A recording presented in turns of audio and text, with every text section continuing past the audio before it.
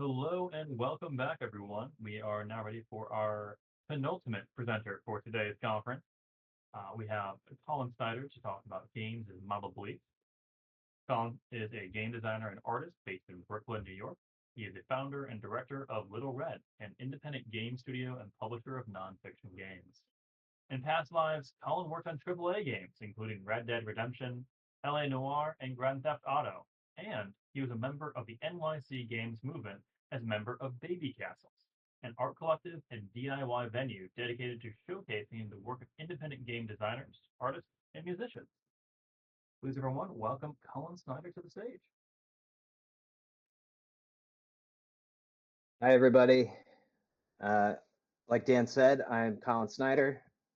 I run Little Red Nonfiction Games. It's a studio and publisher focused on turning systemic bodies of information into playable experiences.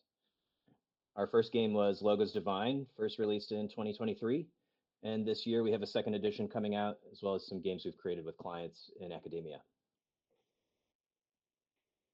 The center of my talk today is around this statement: games function as cultural reinforcements of beliefs. This may seem kind of evident. It's something at the heart of why I've worked on games for nearly 2 decades, but this is a convergent phenomena inherent to games across all of history, and something we ought to consider at the forefront of what makes games unique and special compared to other forms of media and art.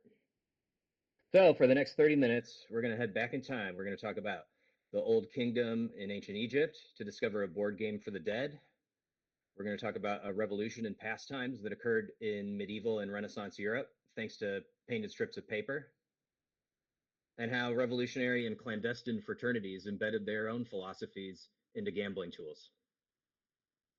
Then I'm going to talk about how I use these different approaches to games in my own work, highlighting how Logos Divine acts as a retrojection of all these phenomena to bring a new lens to the religious environment of the 1st to 4th centuries and give rise, excuse me, how Logos Divine acts as a retrojection of these phenomena to bring a new lens to the religious environment of the 1st to 4th century CE that gave rise to the Christian hegemonic continuity that we've been living in for about 1600 years. So this is an ancient board game called Mehen. Starting about 5,000 years ago, high-ranking members of Egyptian society were found buried with these round discs. It's shaped like a coiled snake. There's carved stones with segmented bands across the snake's back, where you can imagine board game components were placed, including marbles, lion figurines or meeples, and casting sticks, a type of die used in ancient Egypt. Scholars have attempted to reconstruct the rules of this game, and they believe it involved moving your marbles to the center of the snake's head and then back out of the circle, replacing their marble with a lion figurine, and then going back to the center while then capturing their opponent's pieces. While we think of it as a game today, the fact that it was found in funerary settings may point to its function and meaning to the people bringing it into their tombs. Mehen is also a mythological figure central to the myths of Ra, the solar deity. Every night as the sun sets, it must somehow typewriter back across the sky to rise again in the morning.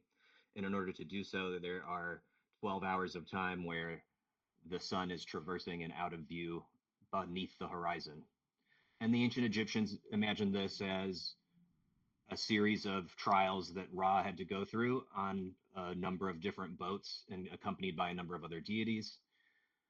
Seen here, Mehen is joining Ra as the enveloper, coiling around Ra in his solar bark. This is probably about the 4th hour of the night. This is not to be confused with the 9th hour when the serpent Apep emerges and must be defeated by the god Set. So Apep is a serpent who embodies the principle of Isfet, the chaotic principle of disorder, and the antithesis of Mat, the ordering principle of the universe. In later history, Mehen becomes interpolated more as a space which needs to be navigated. Seen here on the inside of a sarcophagus lid from the General Seppi III. It's accompanied by coffin text on the outside of the image, and this describes how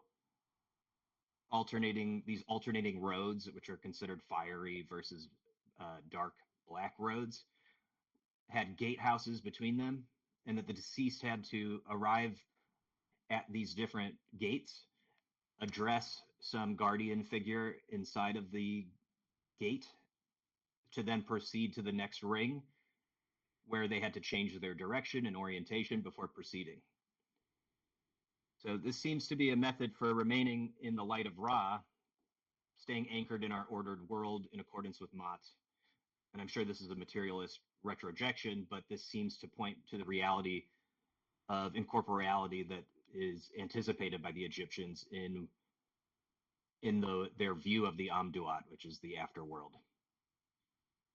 They don't want to get lost in the infinite cosmos, and so to stay close to our world and its familiar rules are of utmost importance. In later times, Mehen disappears from the archaeological record, except for a brief moment in the Late Kingdom. But Senet, a game that doesn't look very much in common with Mehen, it looks more like the royal game of Ur, becomes more important as it goes from a game played by the masses into a funerary context. So there isn't much evidence for Senet being having the same kind of afterlife connotations that Mehen does. But at some point in history, this begins to change, and the kind of associations that Mehen once had are now being embedded into Senet. So you can see here Queen Nefertari, depicted in some of her tomb art, is playing the game, is playing Senet with an invisible opponent. So it should be clear that we're talking about this development that happens over thousands of years.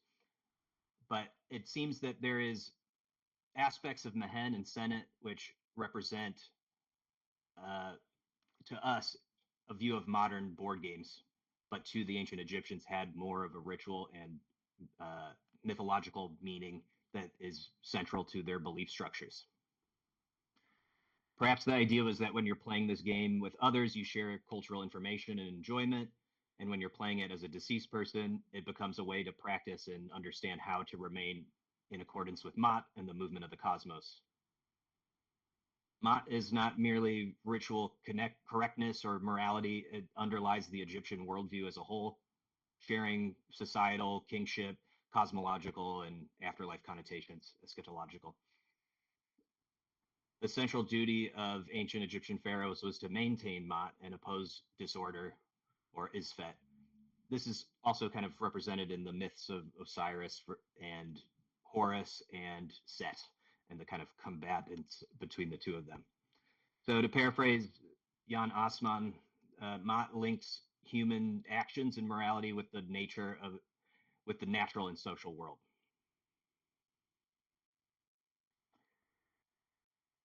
I got some crowd participation stuff here. So if you recognize either of these, hit 1 or 2, depending on your keyboard. Anybody recognize what these are?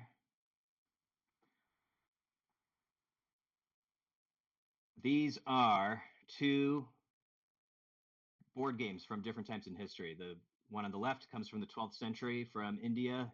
It is called Moksha Patam. The game on the right is the Landlord's Game from the 20th century. These may look a little unfamiliar to you now, but you've seen them before. And these 2 games. This is Chutes and Ladders and Monopoly, the modern versions of these same games. Does anybody know what these are? Hit 1 if you recognize these. I see Julie does. Awesome. So these are playing cards from the 13th century. They are the same as these cards. And eventually in these cards as well. Not that that's the direct lineage, but we're popping around. So as playing cards have evolved, they, as far as like where their modern connotation or imagery comes from, we can say with certainty that comes from 12th, 13th century Mamluk Egypt. Although playing cards may have existed in the 9th century prior to that, they may have looked a little different. They may have had more in common with what becomes dominoes and mahjong. But the format of having 4 suits of different things begins in Mamluk Egypt, and it immediately impacts the way European playing cards are derived, in that they retain the same suits in modern playing cards even to this day. I'm going to hold up one I have with me here. This is the Ace of Cups from the Piacentine deck, one of 19 regional formats of playing cards found in Italy today.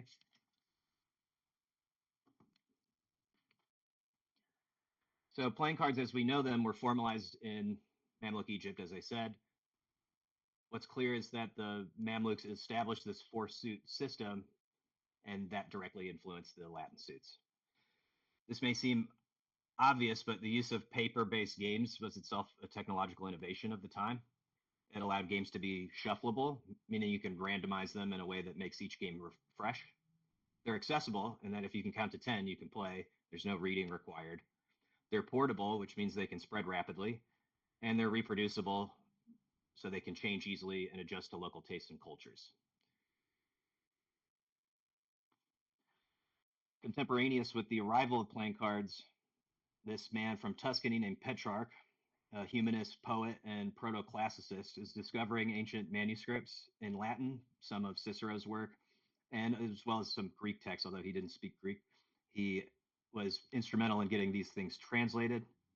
His hugely influential allegorical poem named I Triumphi mixes imperial Roman triumphal processions, which is something that goes back to the Caesars of the first centuries, which is to say a state ceremony, post-plague carnivals and civic pageantry of the medieval period, personifications of Christian virtues, and allegorical chariot drivers representing, among other things, love, chastity, death, fame, time, and eternity.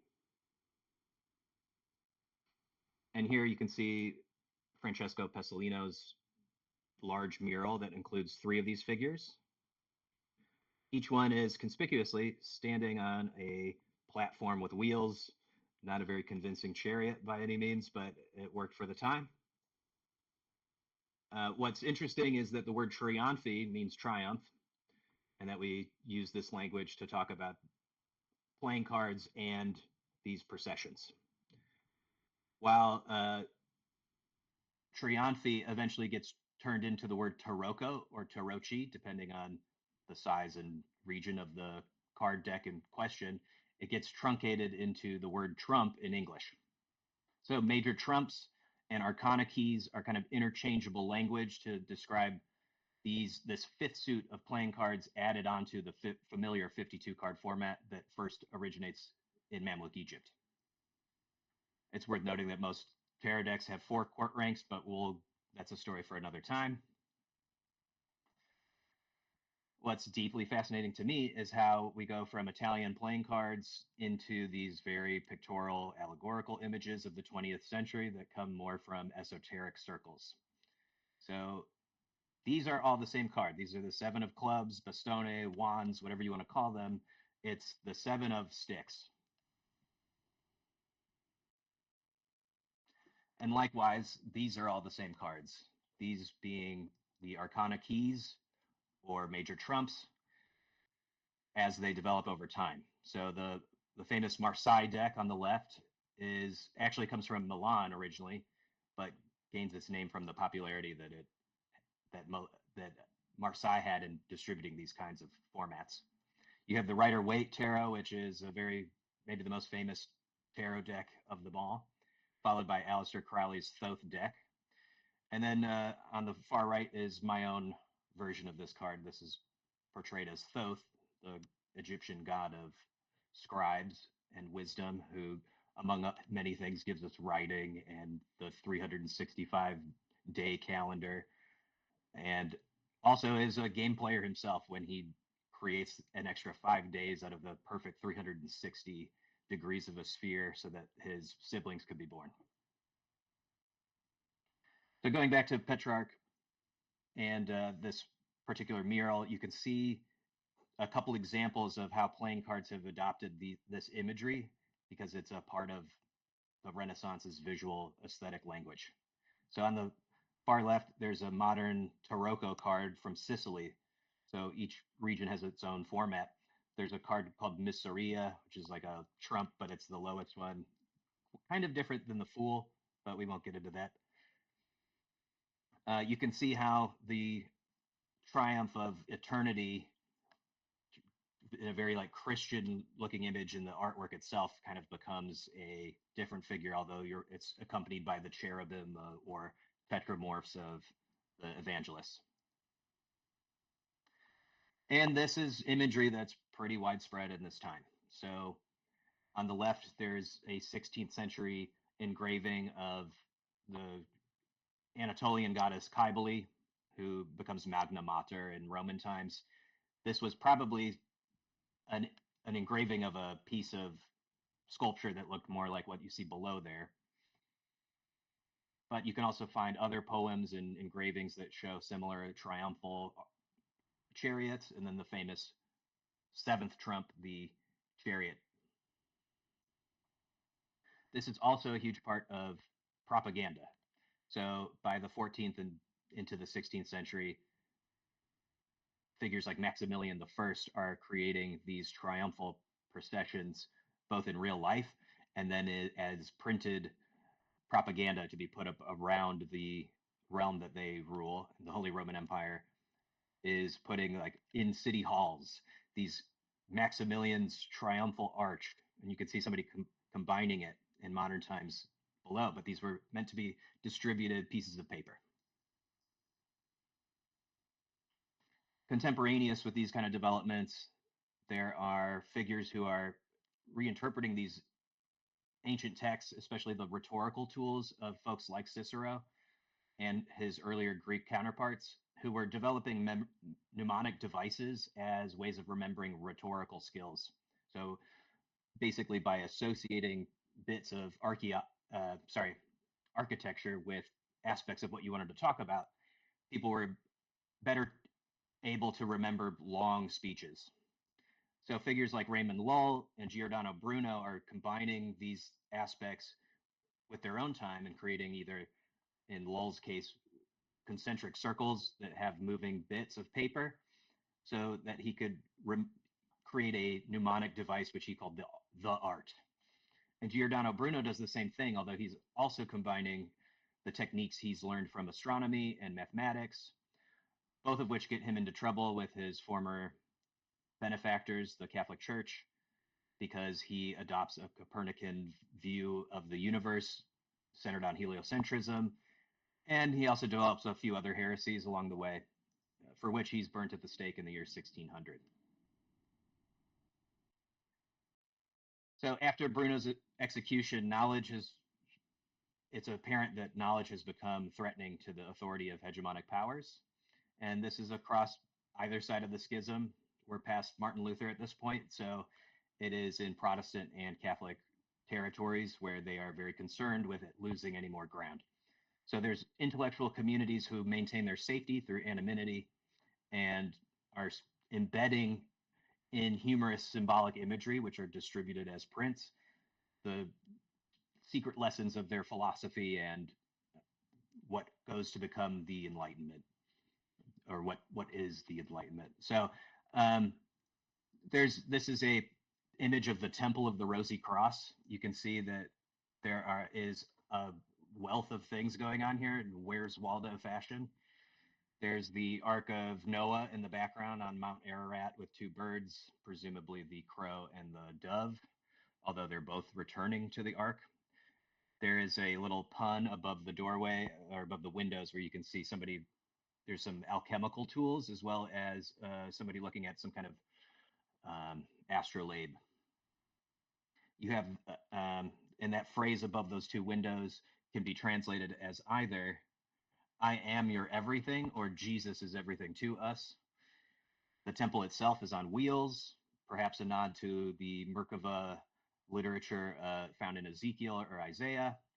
You have these four figures standing in the pediments of the temple with the holding pens instead of swords, and above them and on their shields is the ineffable tetragrammaton, the name Yahweh in Hebrew, which there's a bunch of other interesting elements going on in this image, and I don't have a ton of time, but the guy being lowered into the well is called the father of opinions. So in this time, folks are creating secret societies, especially like the Rosicrucians, who are the authors of this particular piece, and Freemasons, who followed shortly thereafter. And by the end of the 18th century, 33% of the signers of the U.S. Constitution were Freemasons. And I don't bring up that fact as in like a Dan Brown conspiratorial sense, but rather to show how influential this style of social organization was. So we have a lot of developments happening across playing cards. And you can see a very quick timeline here where we're just looking at all these historical developments on the left and playing card developments on the right.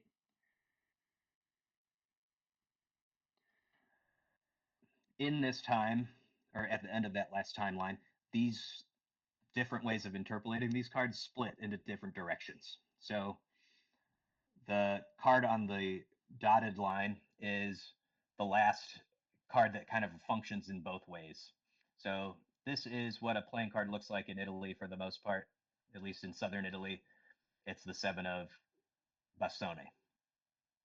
The seven of clubs is what we call the one on the left, although it's pip, or which is that little symbol, comes from Germanic suits. These we understand as playing cards immediately. The ones on the right we think of as different. Those are tarot cards. Those are different.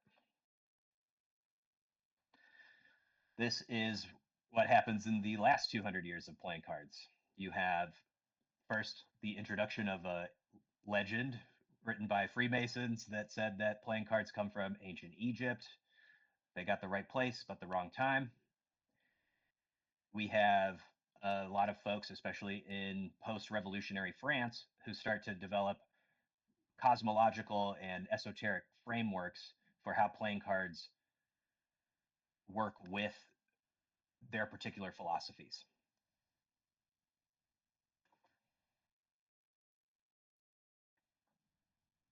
So this kind of all kicks off with Antoine Court. He was a intellectual Protestant. He was a son of a Huguenot preacher and became embroiled in pre-revolutionary Catholic France. He was a Freemason himself and was like a lodge brother of Benjamin Franklin.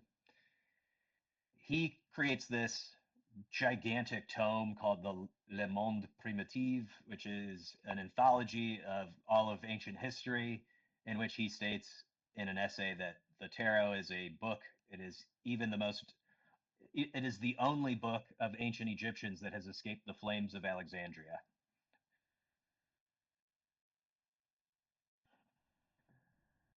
Later developments in tarot involve folks like Arthur Edward Waite, who, alongside Pamela Coleman Smith, created the famous Rider-Waite tarot. Waite was really interested in tarot as a development out of playing cards, and so you can see there's some references to earlier tarot decks in the work that he is commissioning through Pamela Coleman Smith. So the Ten of Swords from the Solabusca deck looks remarkably similar to the Ten of Wands in his Rider-Waite deck.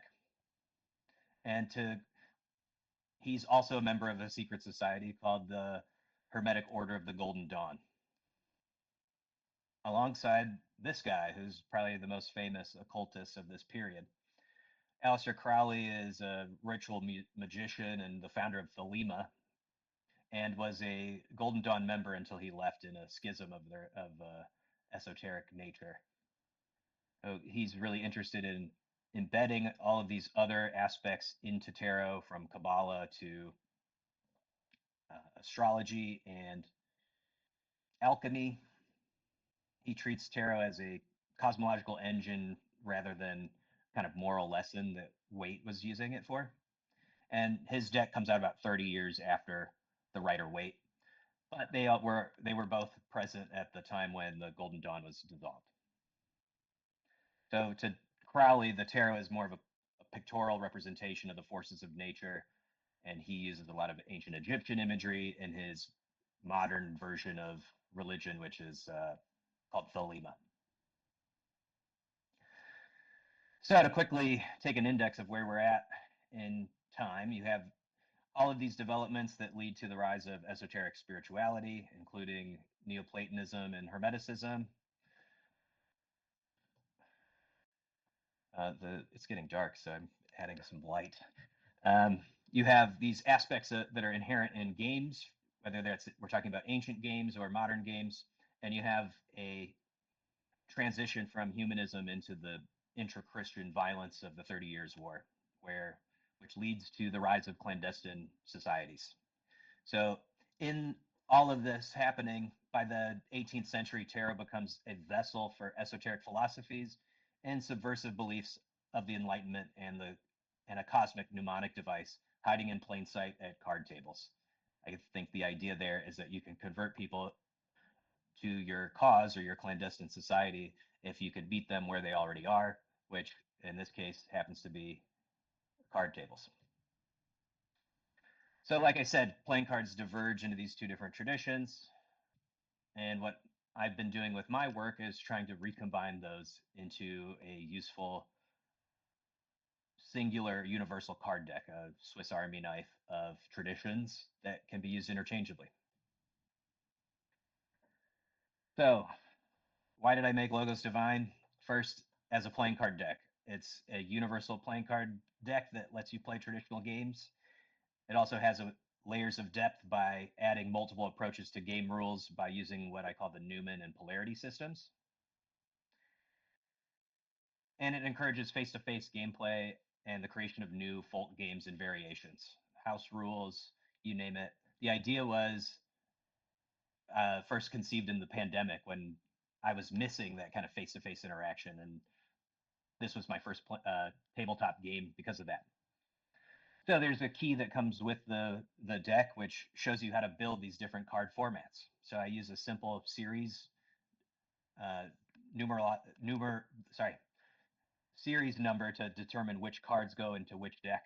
And so you can rebuild these different international card formats. The Latin strip deck uses 40 cards. Alternatively, you can use it with 8, 9s, and 10s, or you can use it with the court cards.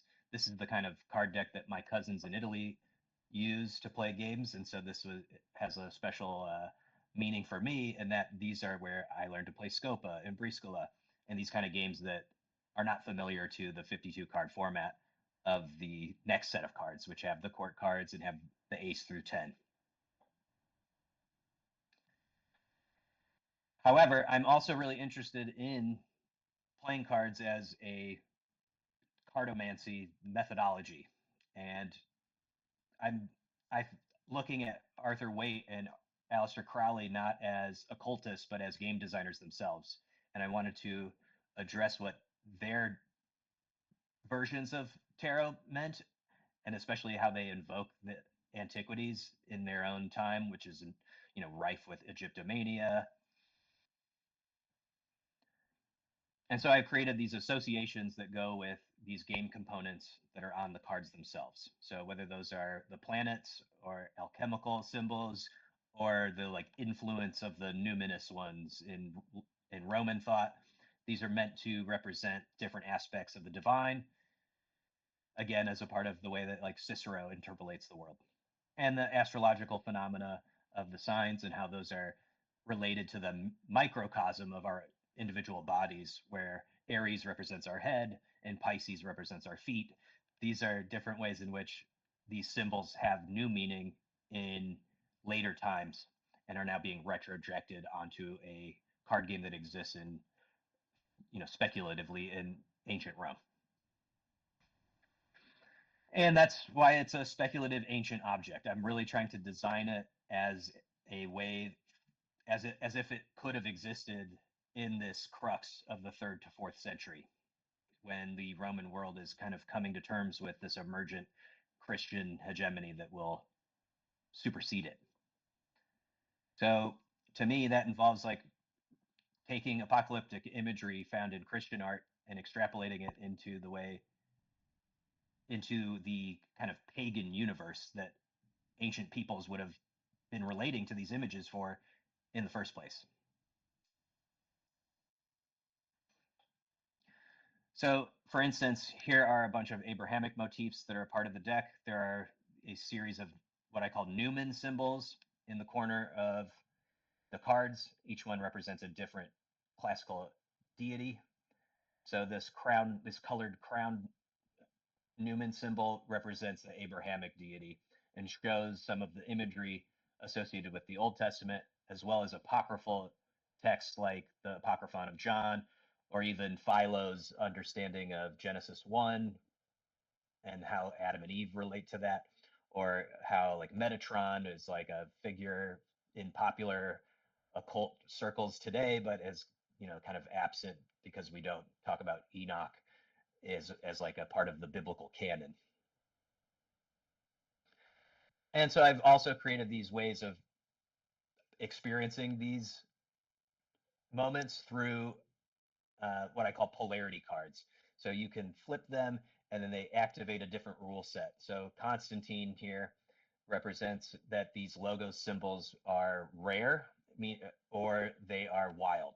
So if it's in the wild state, then you can use these to make melds with other things because Constantine himself was doing that with his mixture of solar cult of Sol Invictus and the imagery that becomes Christianized under his rule of the Roman Empire.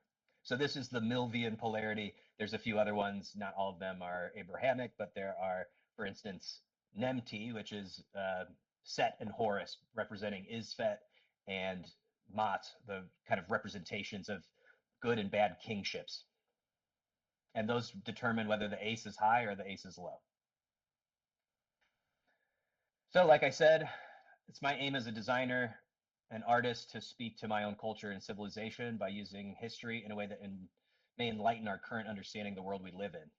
And I find the crux of the first 3 centuries as a drastic pivot and the effects that also have an impact on our time and our view of history today. And that's my talk. You can scan this QR code if you want to visit our website, sign up for our mailing list. You can reach out to me directly. I'm going to be at GDC this year, if anybody will be there. I'm going to be doing some tarot readings for game developers and doing some programming around playing card history like this. So thank you very much. And thanks again to the Hit Points in History crew. This is my favorite conference every year and really appreciate you inviting me to be here. So with that, I'll take some questions.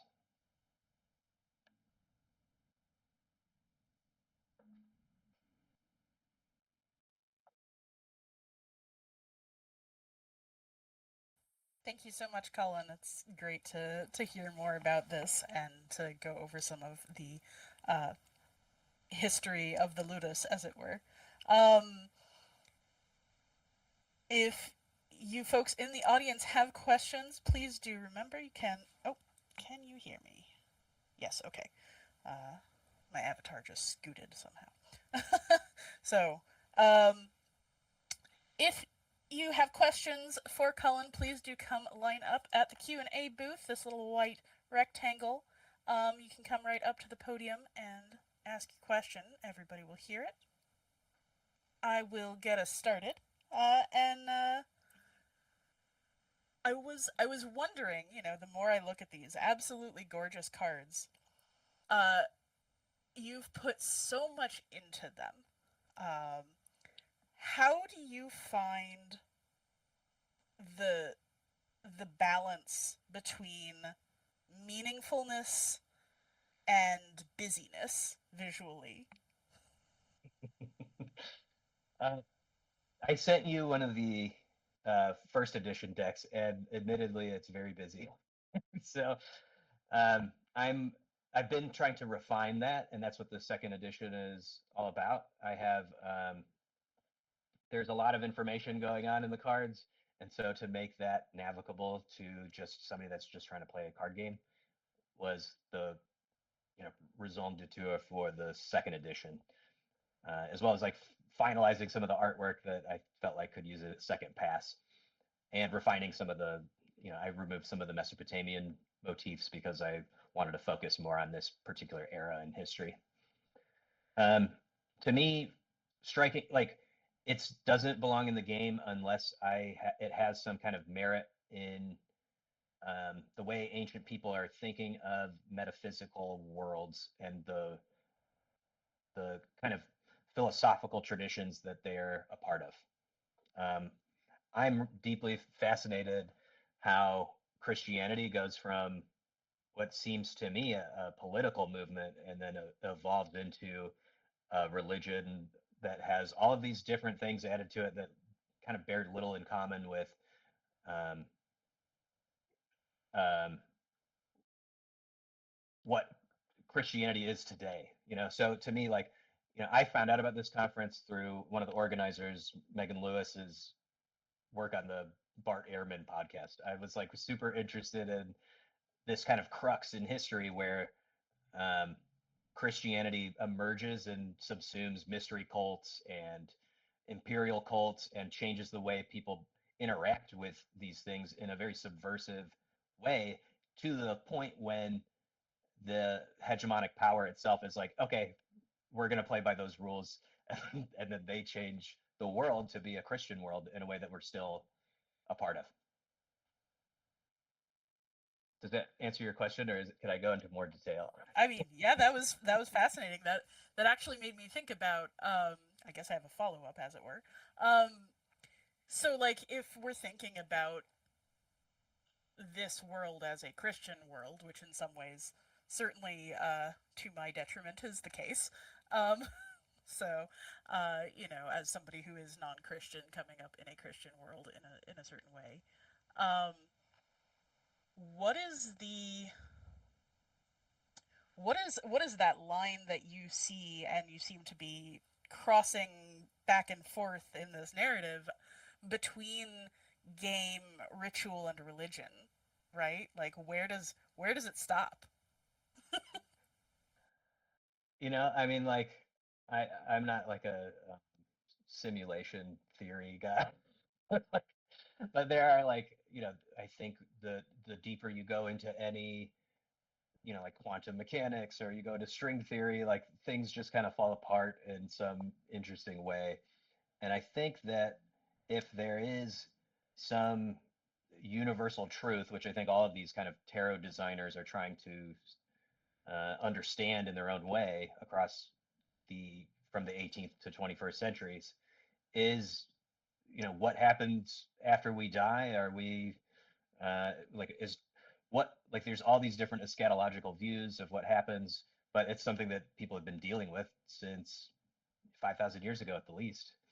So to me, understanding that there is a connection between ourselves and these ancient peoples is a way of kind of reducing some of the Ubisoft friction that we've been talking about today, where like it's ancient aliens, or like like we're still dealing with these unknowable truths in our everyday lives, and with through grief or through our struggles. And tarot becomes less of a game and more of a way for self-reflection, a way of navigating life's difficulties, in the same way that it might mean like I don't want to get lost in as I'm astrally traveling around the cosmos. I want to stay true to myself in this kind of microcosm sense. So to me, I think of these tools as, or these kind of developments in tarot history, as ways of that people are trying to understand what it means to be human, and what how to live a good life.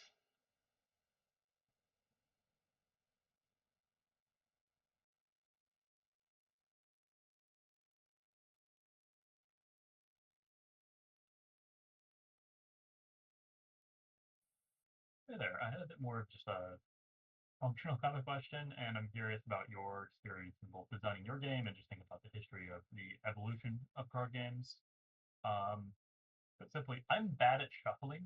I think I enjoy tarot reading. I've gotten a little bit better at shuffling over time and like learn some of the mechanics and stuff. But I'm wondering, obviously we have like machinery to be a lot more exact and precise, whereas back in the day, a lot of these things were handmade and kind of one by one less consistent. Um, what kind of thoughts do you have on a design perspective as far as the like physical constraints of actually like randomizing a deck as much as you can? I think if you're looking at one, I'm glad you brought that up because I also suck at shuffling. And it's partly because all my prototype decks are in sleeves, like you get for collectible card games. And then when I'm using like a normal deck of cards, I'm like, "Bleh." It's messed me up. I don't have the motor skill, which is embarrassing, especially when I'm demoing. But shuffling itself becomes a tool for cartomancy. It's something that like Waite talks about. Like um, you want people to touch the deck, and so therefore they have some, whether that's cutting the deck themselves or whatever, it connects them to the experience, and it kind of creates this um, a groundwork of like face-to-face interaction with both the reader and the querent and the cards themselves. So there is some like, if you're looking at it from like a ceremonial magician's point of view, there is something worth believing in that the way that the querent is touching the cards themselves. If you're looking at it strictly as a designer or a game maker, it is it is also like letting people become a part of the experience in a way that is like tactfully a reality.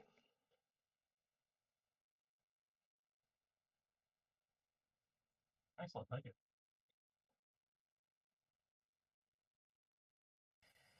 All right, thank you so much. We are going to take a couple of minutes here to break before our final speaker for the day. Colin, thank you for your wonderful presentation as always. Thanks, and y'all. for answering those questions. Our last speaker for the day will be Joel Gordon talking to us about designing Hercules.